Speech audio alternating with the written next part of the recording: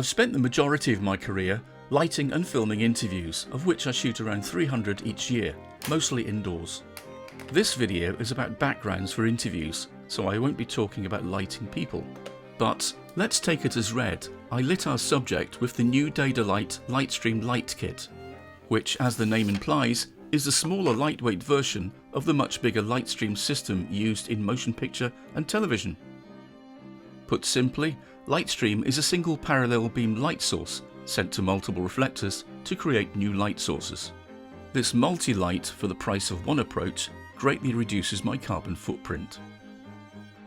Arriving at the location, I'm often presented with a less than ideal place to film in.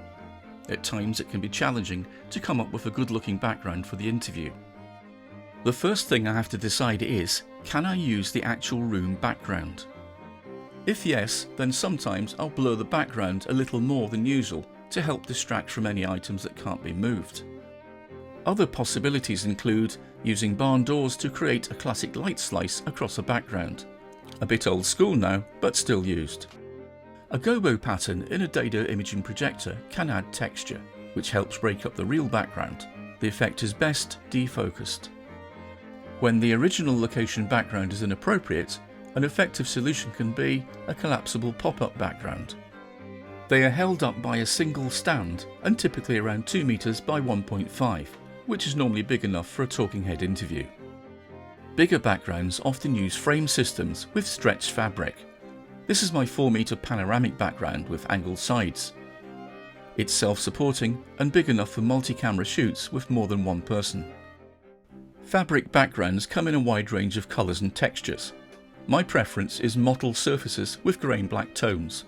Being neutral in colour allows me to light and colour them as I please.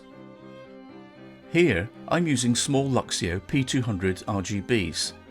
They're on the floor pointing upwards to create a simple graduated background.